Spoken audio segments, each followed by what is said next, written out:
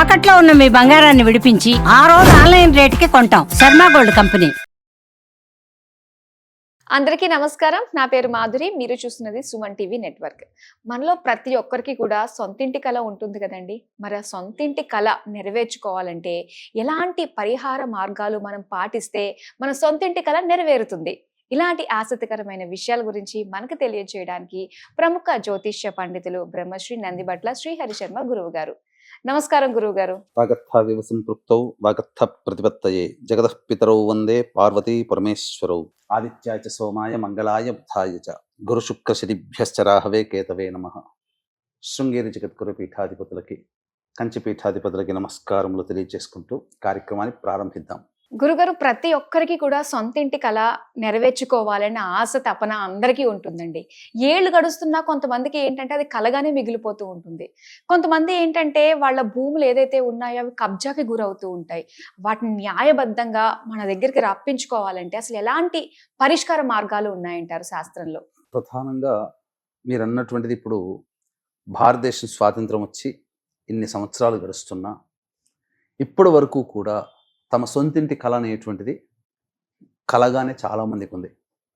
ప్రభుత్వము ఉచితంగా అందజేసే గృహ నిర్మాణ పథకాల మీద ఆధారపడ్డ వాళ్ళు ఇంకా ఉన్నారు.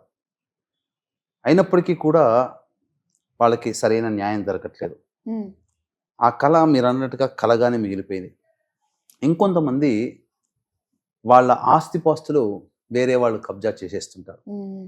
న్యాయబద్ధంగా కోర్టుల్లో పోరాటాలు చేసిన ఎన్నోసార్లు వాళ్ళు ఎదుటి వాళ్ళ బలానికి గురి అయిపోయి వాళ్ళు ఆశలు వదులుకొని ఆ కబ్జా అయిందని తెలిసి కూడా వదులుకున్న సందర్భాలు చాలామందికి ఉంటాయి.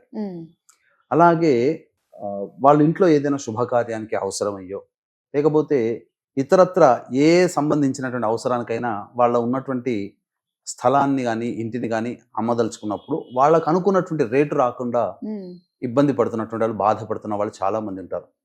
అంటే ఏది ఏమైనా భూ సంబంధమైనటువంటి ఇబ్బందులు అనేటువంటివి ఉన్నప్పుడు మనకు శాస్త్ర ప్రకారము ప్రధానంగా దేవతా ఆరాధన చేసుకోమని చెప్పింది. ఇదే అంటే ఈ భూమిని అంతటినీ కూడాను కాపాడినటువంటి వాడు విష్ణు భగవానుడు.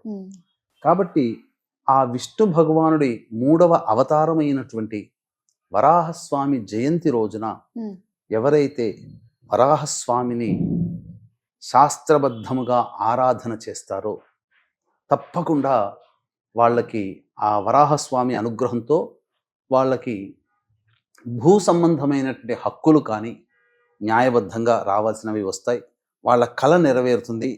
వాళ్ళు సొంతింటి గృహప్రవేశం కూడా చేసుకోగలుగుతారు.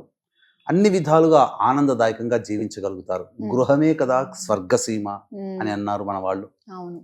కాబట్టి ఈ వరాహస్వామికి సంబంధించినటువంటి జయంతులలో అనేకమైనటువంటి సందేహాలు ఉన్నాయి. శ్రీరాముడు పుట్టినటువంటి శ్రీరామ నవమి రోజునే ఈ వరాహ జయంతి జరుపుకోవాలని కొంతమంది, లేదు భాద్రపద శుద్ధ తదియ రోజున వరాహస్వామి జయంతిగా జరుపుకోవాలని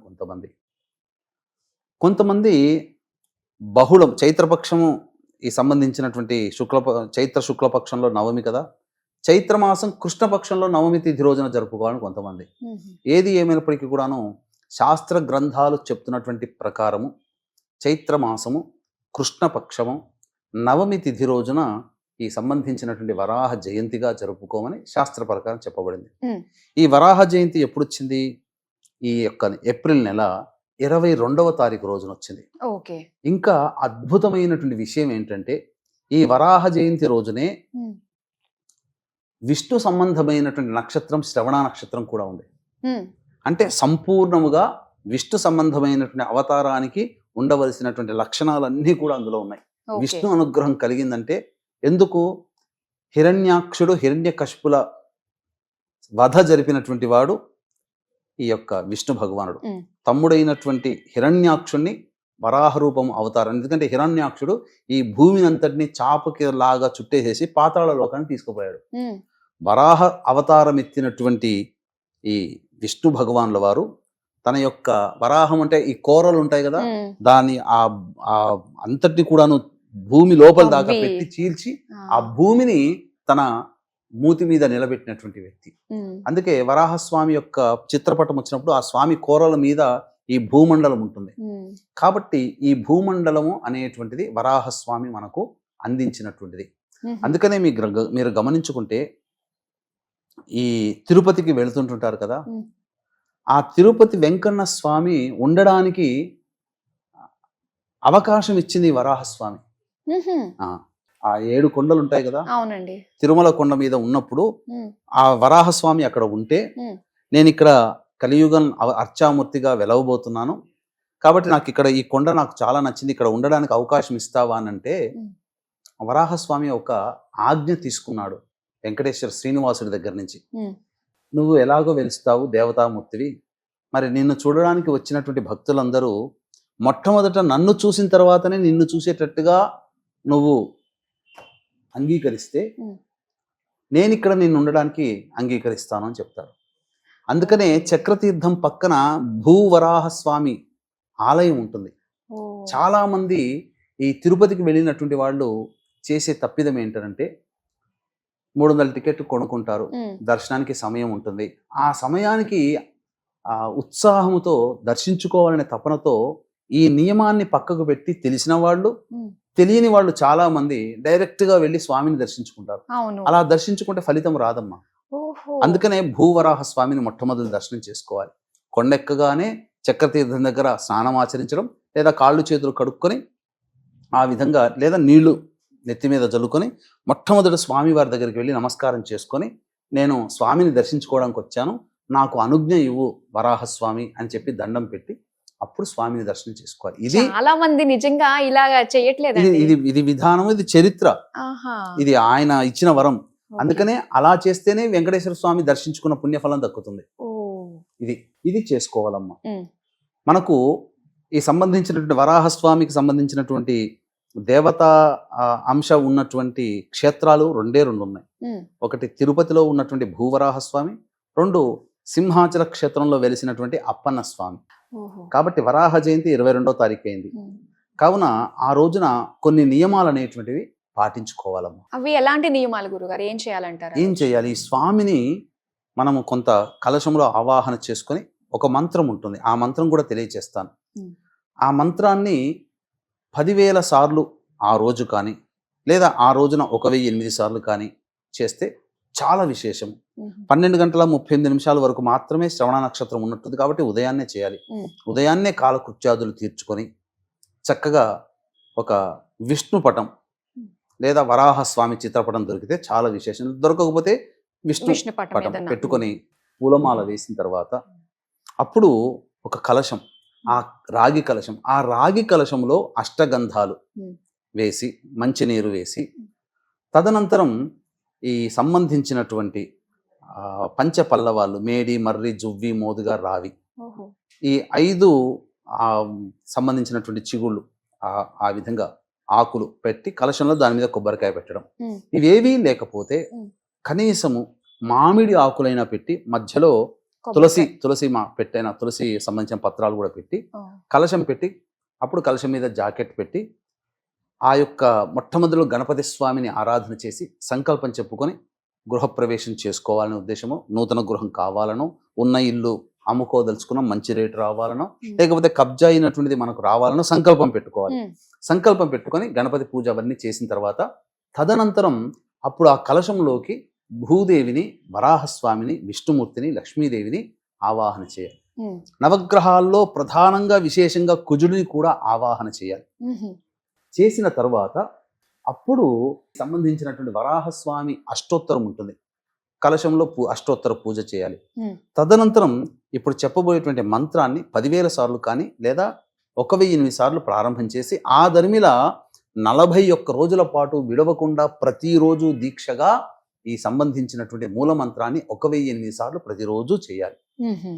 అంటే కలశాన్ని కూడా అలానే 41 రోజులు అవసరం లేదమ్మా. అది అవసరం ఆ లేదు. మొట్టమొదటి వరకు ఆ విధంగా కలశాన్ని పెట్టుకుంటే మంచిది. ఆ. లేదా ఆధారభ్యత ఆ కలశాన్ని పెట్టి అందున ఆ మంత్రంని ఉపదేశం ఇచ్చినటువంటి ఇప్పుడు చెప్పబోయేటువంటి మంత్రాన్ని జపించడానికంటే ముందు ఒక ముడుపు కట్టాలి. ఓహో. ఆ ముడుపులో సంబంధించినటువంటి వస్తువులు, అంటే ఏదైనా ముడుపడినప్పుడు ఎవరైనా వాళ్ళకి తోచింది కడతారు. ఉమ్. ఈ ముడుపుని నేను ఆ భూవరాహస్వామి తిరుపతిలో ఉన్నటువంటి క్షేత్రంలో కానీ సింహాచలంలో కానీ ముడుపు చెల్లించుకుంటాను నా కోరిక నెరవేరగానే అని చెప్పి ఆ వరాహస్వామి పేరు మీద ముడుపు కట్టాలి. తదనంతరం ఇప్పుడు చెప్పబోయేటువంటి మంత్రాన్ని తీసుకోవాలి, జపం చేయాలి. వీక్షించేటువంటి సుమన్ టీవీ ప్రేక్షకులకి గమనిక, ఈ యొక్క 26వ తారీఖు రోజున శనివారము ఉదయం 8:28 వరకు మాత్రమే త్రయోదశి తిథి ఉంది. ఈ సంవత్సరం శని త్రయోదశిలో ఒక 4 మాత్రమే ఉన్నాయి. అందున మొట్టమొదటిది ఇప్పుడు మీనరాశిలోకి శని సంచారం చేస్తున్నటువంటి కారణం చేత కుంభమీన మేషరాశి వారికి ఏలినాటి శని, మిథున రాశి వారికి కంటక శని, సింహరాశి వారికి అష్టమ శని, ధనుస్సు రాశి వారికి అర్ధాష్టమ శని, అలాగే కర్కాటక రాశి వారికి వృశ్చిక రాశి వారికి యోగ శని, కన్యా రాశి వారికి దాంపత్య శని. వెరసి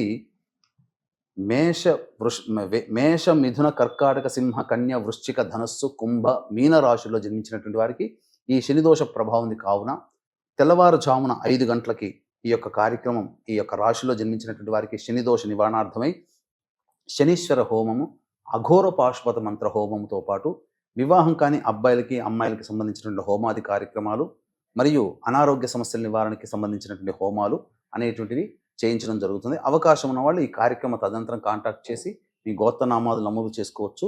ఈ కార్యక్రమంలో విశేషముగా శక్తిపాతము చేయబడినటువంటి శంకరుంగలి మాల అనేటువంటిది మీకు అందివ్వడం జరుగుతుంది. కాబట్టి ఇట్టి అవకాశాన్ని అందరూ వినియోగించుకోండి. మహాశక్తివంతమైనటువంటిది.